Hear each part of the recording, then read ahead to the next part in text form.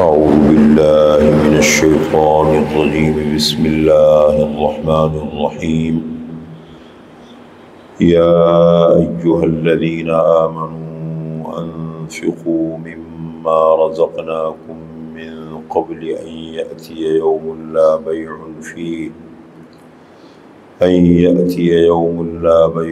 فيه ولا خلة ولا شفاعة والکافرون هم الظالمون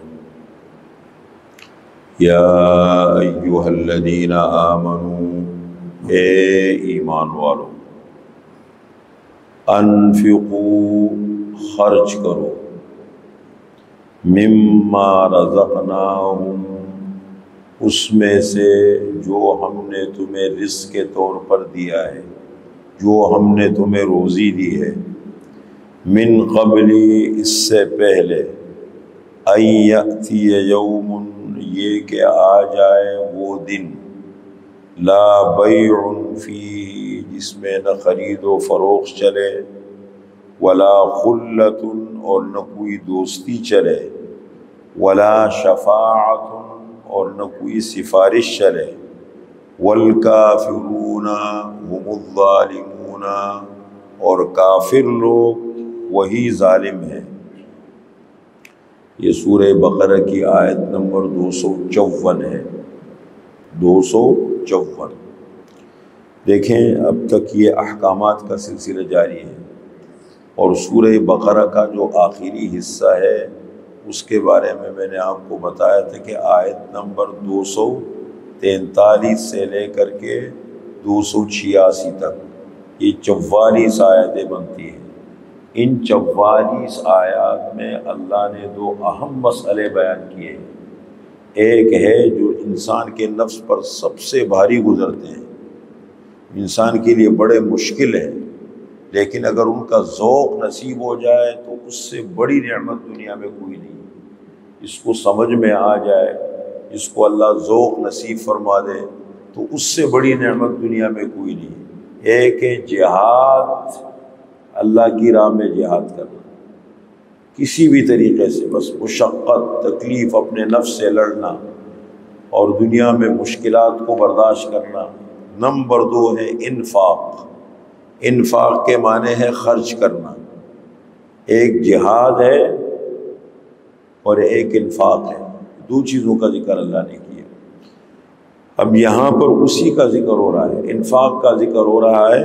اس سے پہلے جہاد کا ذکر ہوا، طالوت جالوت کا واقعہ ذکر ہوا، حضرت شمویل حزقیل کا واقعہ ذکر ہوا، یہ چیزیں۔ اب یہ انفاق کا ذکر شروع ہونے والا ہے۔ 3 باتیں اللہ تعالیٰ ذکر فرما رہے ہیں۔ کوئی بھی کام آپ کریں، دیکھیں عمل کی قبولیت کے لیے 3 شرطیں ہیں، ایمان ہے، اخلاص ہے اور اتباع سنت ہے۔ ایمان کے بغیر کوئی بھی کام آپ کرو گے وہ اللہ کے ہاں قابل قبول نہیں ہے، کتنا بھی بڑا کام کرے۔ پہلے ایمان شرط ہے۔ نمبر 2 اخلاص، دکھاوا آ گیا بس آپ کا عمل خراب ہو گیا، سڑ گیا، قرآن نے کہا۔ اور نمبر 3 ہے اتباع سنت، رسول اللہ صلی اللہ علیہ وسلم کی زندگی کو دیکھنا ہے۔ ہر عمل میں ہم نے یہ دیکھنا ہے کہ یہ جو کام ہم کرنے جا رہے ہیں اللہ کے نبی نے کس طرح کیا ہے، اور اللہ کے نبی نے ہمیں کیا طریقہ سمجھایا ہے۔ جہاں اللہ کے نبی کو ہم کراس کریں گے، اپنی سوچ پھر کیا آ جاتی ہے، جب نبی کو کراس کرتے ہیں خواہش آ جاتی ہے، خواہش نہیں، اتباع سنت بنیاد ہے۔ اور اس کے لیے 3 چیزیں بہت ضروری ہیں۔ نمبر 1 توحید، اللہ پر آپ کا یقین ہو، اللہ ایک ہے، اجر دینے والے اللہ ہے۔ نمبر 2 رسالت، رسول اللہ صلی اللہ علیہ وسلم کا طریقہ یہ منزل تک پہنچاتا ہے۔ اگر نبی کے طریقے سے ہٹ کے کوئی بھی چیز ہو، کتنا بھی بڑا عمل ہو، آپ منزل پہ نہیں پہنچ سکتے۔ اور تیسری چیز ہے قیامت کا تصور۔ یہ دیکھیں یہ دنیا نہیں ہے، لوگ واہ واہ کر لیں گے، دنیا خوش ہو جائے گی، آپ کو وقتی طور پر سکون مل جائے گا، حوصلہ مل جائے گا، یہ وقتی چیزیں ہیں۔ اصل ایک تصور ہمارا یہ ہے، میں اور آپ نے نماز پڑھی، میں اور آپ قرآن کا درس سن رہے ہیں، ہم دوسرے کام کرتے ہیں۔ اس کے پیچھے ہمارا ایک تصور ہے کہ یہ اصل زندگی نہیں ہے، اصل زندگی مرنے کے بعد کی زندگی ہے، اصل زندگی کا آغاز وہاں سے ہو، اور وہ ہمیشہ ہمیشہ کی زندگی ہے۔ اگر وہاں کامیاب ہو گیا ہمیشہ کے لیے کامیاب ہے، اگر وہاں ناکامی ہو گئی ہمیشہ کے لیے ناکام ہے۔ میں نے رسالت کا مسئلہ ذکر فرمایا، تلک الرسل فضلنا بعضهم علی بعض۔ اب یہ قیامت کا مسئلہ بھی بیان فرماتے ہیں، انفاق کا ذکر ساتھ فرما رہے۔ آگے آیت الکرسی آ رہی ہے، اگلی آیت میں 255 آیت الکرسی ہے، اس میں مکمل توحید کا ذکر ہے۔ تو دیکھیں یہاں دو چیزیں بیان فرما رہے ہیں، ایک ہے انفاق، موقع ہے، ذہن بناؤ، سوچ بدلو، جو نعمت اللہ نے تمہیں دی ہے اپنی حیثیت طاقت کے مطابق خرچ کرو، قیامت سے پہلے خرچ کرو۔ اگر قیامت کے دن ساری دنیا کی دولت اللہ آپ کے ہاتھوں میں دے دے، قرآن نے کہا کہ ساری دنیا مل جائے آپ اس میں خرچ کرو، فائدہ کیا ہے؟ ٹائم تو چلا گیا، یہ موقع ہے، اس کو خرچ کرو۔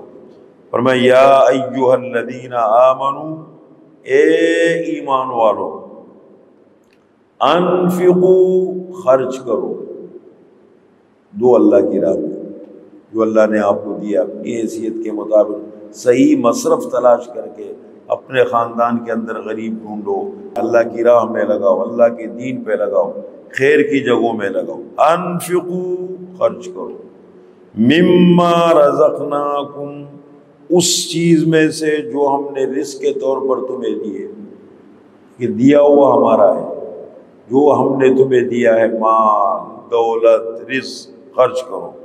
من قبلی، اس سے پہلے، ان یاتی یوم، یہ کہ وہ دن آ جائے، قیامت کا دن، لا بیع فیہ، جس میں خرید و فروخت نہ ہوگی۔ انسان کہتے ہیں نا دنیا میں میرے پاس مال ہے، میں یہ کام مال کے بل بوتے پہ کر دوں گا، کبھی کہتے ہیں میرے تعلقات ہیں، میں سفارش کی بنیاد پہ یہ کر دوں گا۔ ہمارے پاکستان کو دیکھو، بیڑا غرق ہے، یا تو سفارش چل رہی ہے یا پھر مال چلتا ہے۔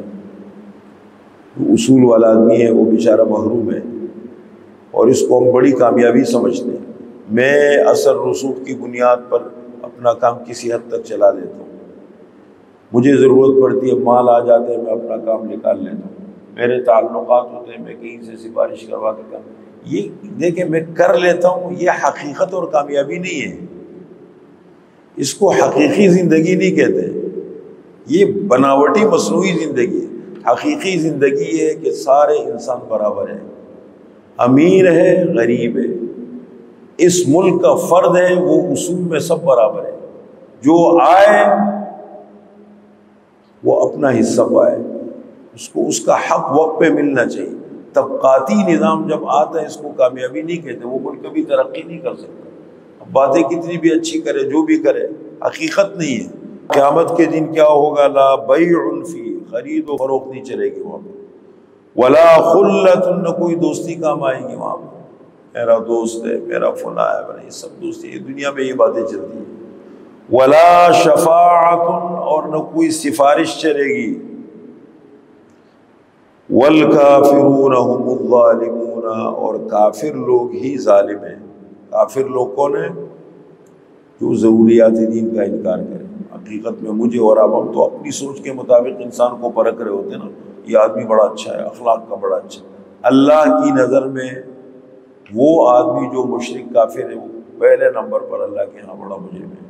جو کافر ضروریات دین کا انکار کرے، شعائر دین میں سے کسی شعار کا مذاق اڑائے، مشرک ہے، پھر اس کے بعد آگے ظالم ہے، عام ظلم کرنے والا ہے، پھر آگے جیسے جیسے گناہ ہوں گے، تو فرمایا کافر لوگ حقیقت میں وہ ظالم ہے۔